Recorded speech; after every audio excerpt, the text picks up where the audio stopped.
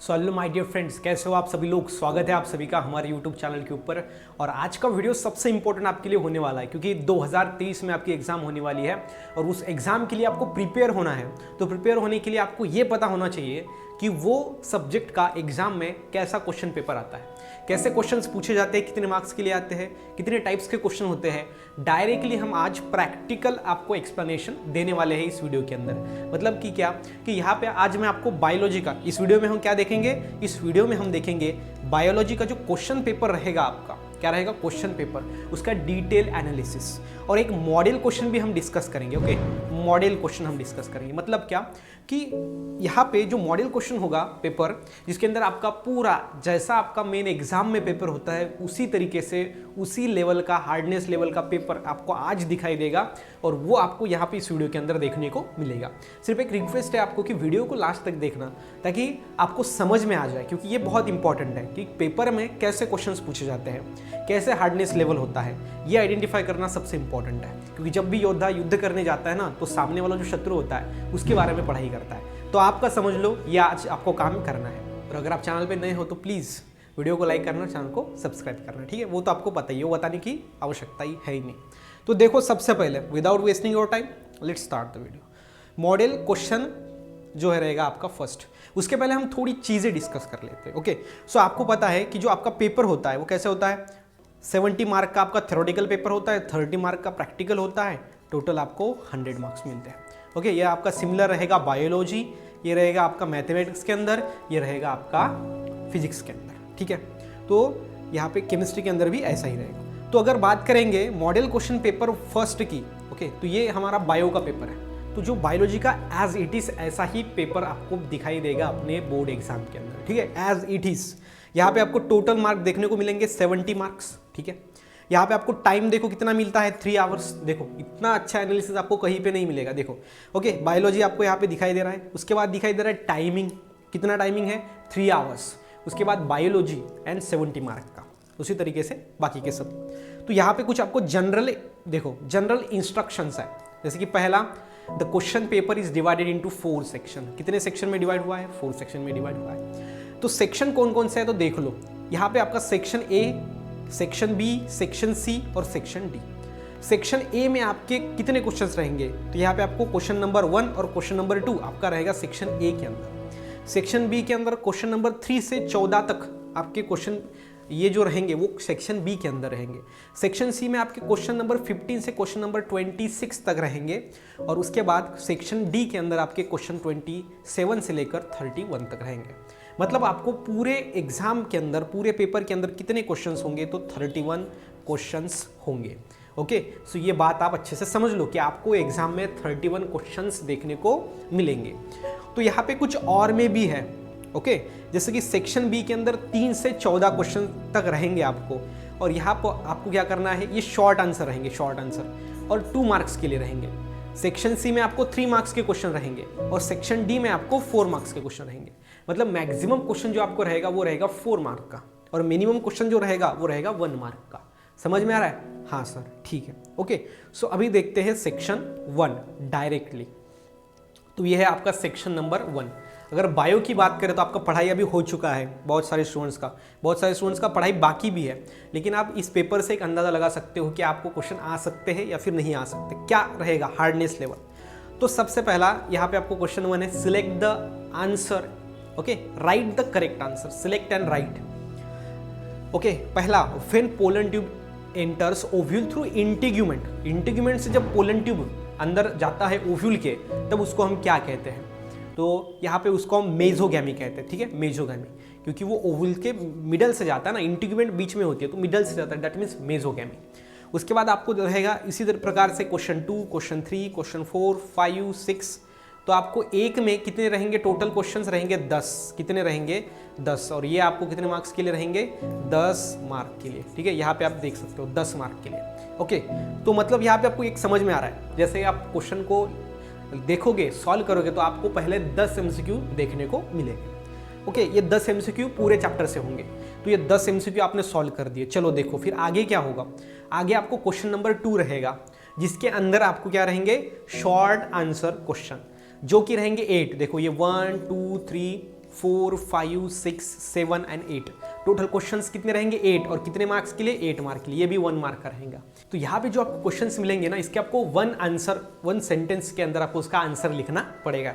देखो यहाँ पे जो आपको बहुत आता है, समझ लो 1 मार्क के लिए क्वेश्चन आ गया, उसका आंसर आपको बहुत आता है लेकिन लिखना नहीं है, क्योंकि आप वहाँ पे टाइम वेस्ट कर रहे हो। ठीक है, तो जितना आता है उतना लिखो, जितना मार्क्स का है उतना ही मार्क्स का लिखो। आगे देखेंगे सेक्शन नंबर बी। तो सेक्शन नंबर बी की अगर बात करें तो यहाँ पे सिर्फ और सिर्फ आपको कौन से भी 8 ही सॉल्व करने पड़ेंगे, और वैसे कितने हैं देखो 1, 2, 3, 4, 5, 6, 7, 8, 9, 10, 11, मतलब आपको 11 क्वेश्चंस रहेंगे, उसमें से सिर्फ और सिर्फ आपको 8 क्वेश्चन ही सॉल्व करने हैं, 8 क्वेश्चन ही सॉल्व करने हैं। दैट मीन्स आपको यह समझ में आ रहा है कि यहाँ पे आपको कितने आवर्स में मिल रहे हैं 3, तो कौन से भी 3 आप छोड़ सकते हो। ठीक है, तो ये आपको रहेगा, और ये आपको 2 मार्क के लिए रहेगा। ठीक है, तो ये आपको ध्यान में रखना है। तो यहाँ पे टोटल 8 क्वेश्चन, तो मार्क्स कितने रहेंगे 16। ओके, 8 × 2। उसके बाद आगे चलेंगे तो आगे आपको मिलेगा सेक्शन नंबर सी। ओके, यहाँ पे देखो 13 और 14, मतलब टोटल यहाँ पे क्वेश्चंस रहेंगे 12। ओके, 11 नहीं रहेंगे, 12 रहेंगे, और 12 में से 8, मतलब आपको 4 आप और में छोड़ सकते हो। ठीक है, आगे अगर बात करेंगे तो आगे देख सकते हो आप attempt any 8, section number C की अगर बात करें तो यहाँ पे अटेम्प्ट एनी 8 रहेंगे। ओके, कौन से भी आपको 8 क्वेश्चन सॉल्व करने हैं, और क्वेश्चन है कितने यहाँ पे दिए हुए, तो आप यहाँ पे देख सकते हो, ये रहेगा फर्स्ट, ये सेकंड, थर्ड, फोर्थ, 5, 6, 7, 8 एंड उसके बाद 9, 10, 11 और 12, मतलब यहाँ पे भी 12 क्वेश्चंस हैं जिसमें से आपको 8 सॉल्व करने हैं, मतलब यहाँ पे भी आपको 4 क्वेश्चंस और में रहेंगे। ठीक है, तो अगर बात करेंगे 4-4 मार्क्स की, सेक्शन सी आपका हो गया 3 मार्क का, और सेक्शन डी आपका 4 मार्क का क्वेश्चन रहेगा सेक्शन डी के अंदर। यहाँ पर भी 1, 2, 3, 4, 5 कितने क्वेश्चन रहेंगे 5, और सॉल्व कितने करने 3, मतलब 5 क्वेश्चन से सिर्फ आपको 3 ही सॉल्व करने पड़ेंगे, 2 आपको और में है।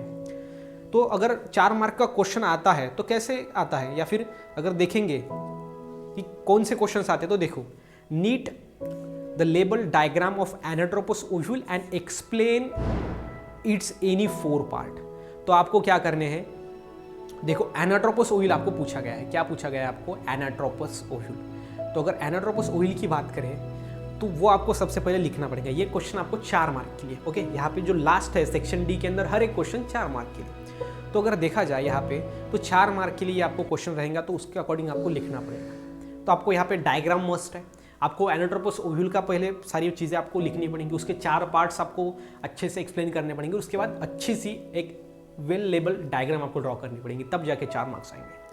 उसके बाद दूसरा, with the help of suitable diagram describe the permanent method of birth control to avoid pregnancy. जो परमानेंट मेथड्स है बर्थ कंट्रोल के, वो आपको लिखने पड़ेंगे, जितने भी है अवेलेबल उतने सारे। ओके, अपने चैप्टर नंबर 2 में लास्ट में पोर्शन आपको दिया गया है। क्वेश्चन नंबर यहाँ पे 3 आपका है, state Mendel law of independent assortment and explain it with a dihybrid cross. तो आपको सबसे पहले तो मेंडल्स के बारे में थोड़ा लिखना पड़ेगा ये क्वेश्चन के अंदर। उसके बाद आपको इंडिपेंडेंट असॉर्टमेंट जो 3rd लॉ है मेंडल का, वो आपको बताना पड़ेगा। उसके बाद आपको डायहाइब्रिड क्रॉस के साथ उसको एक्सप्लेन करना पड़ेगा। तो ऐसे करके आपको 4 मार्क्स आउट ऑफ मिल सकते हैं। ये देखो, sketch the label heart wall and the pericardium. Heart wall आपको डायग्राम निकालनी पड़ेगी, पेरिकार्डियम निकालना पड़ेगा, और देखो ये एक क्वेश्चन में 2 क्वेश्चन छुपे हैं। पहला, state the label of heart wall and the pericardium, and second question, explain the structure of the heart wall. Okay, explain the structure, heart wall भी निकालने, उसका स्ट्रक्चर भी एक्सप्लेन करना है। ओके, ये ध्यान में दे सकते हो आप। और मुझे आपको एक टिप देनी है कि कोई भी क्वेश्चन चाहे हो, अगर उसके अंदर डायग्राम बना सकते हो तो 100% डायग्राम बनाओ, वो आपको मार्क्स को आउट ऑफ बनाएगा, एक स्ट्रॉन्ग रीजन क्रिएट करेगा आउट ऑफ मार्क्स देने के लिए सामने वाले टीचर्स को। ओके, उसके बाद देखो, observe the following diagram and answer the question based on it. अभी ये डायग्राम बेस्ड क्वेश्चन है। ओके, ये डायग्राम, और यहाँ पे आपको 3 क्वेश्चंस दिए गए हैं, ये आपको थोड़ा ज़्यादा लिखना है। ओके, ऐसा नहीं कि एक 1 आंसर में लिखना है, क्योंकि 4 मार्क का क्वेश्चन है, जैसा मार्क का क्वेश्चन वैसा ही रहेगा उसका आंसर, ये बात समझ लो। अगर आपका 1 मार्क का क्वेश्चन लेकिन आपको बहुत ज़्यादा आता है, 4 मार्क आता है, तो 4 मार्क का लिखो मत आप, क्योंकि एक ही मार्क्स मिलेगा। ठीक है, वो आपको ध्यान में रखना है। तो ये 4 मार्क के क्वेश्चन देखो कैसे होते हैं, 3 मार्क के क्वेश्चन देखो कैसे होते हैं। 3 मार्क के अगर देखेंगे तो यहाँ पे देखो, explain any 3 characteristic of genetic code. Genetic code की 3 कैरेक्टर बताओ। ठीक है, उसी तरीके से describe the any 3 types of water present in the soil.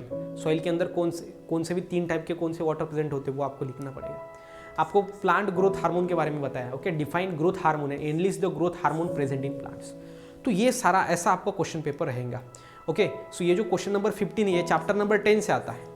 जैसा कि यहाँ पे देखो, give the brief account of syphilis with respect to following point. अब सिफिलिस क्या है, एक सेक्सुअल डिसऑर्डर्स है, उसका आपको पॉजिटिव एजेंट लिखना पड़ेगा, आपको सिम्टम्स बताने पड़ेंगे, इंक्यूबेशन पीरियड आपको लिखना पड़ेगा उसके बारे में, प्रिवेंटिव मेजर्स कैसे रोक सकते हैं, साइट ऑफ इन्फेक्शन कहाँ पे होता है और ट्रीटमेंट क्या होती है। तो ये आपको पॉइंट लिखने पड़ेंगे। ये चैप्टर नंबर 10 में है। चैप्टर नंबर 10 में आपका क्या है, सबसे पहले इम्यूनिटी है, आपको टाइप्स ऑफ इम्यूनिटी है, उसके बाद बैरियर्स है आपको, और उसके बाद आपको डिसीज़ है, डिसीज़ 10-12 डिसीज़ है आपको, जिसके अंदर डिसीज़ के अंदर कैसा होता है, उसका कौन पॉजिटिव एजेंट है, वहाँ पे ट्रीटमेंट क्या है, प्रिवेंटिव मेजर्स क्या है, उसकी लाइफ साइकिल कैसे कंप्लीट करता है वो ऑर्गेनिज्म, ठीक है, वो जो इन्फेक्टेड कर रहा है पर्सन को, ठीक है। तो वो सारी चीज़ें हैं। मतलब चैप्टर नंबर 10 में आपको डिसीज़ ज़्यादा से ज़्यादा देखने को मिलेंगे और सोशल हेल्थ थोड़ी आपको वहाँ पे देखने को मिलेंगी, ठीक है। तो ये आपको देख सकते हो। और वन आंसर सेंटेंस में देखो कैसा होगा, name the parts of pistil, किसका, पिस्टल का, which develop into fruit and seed.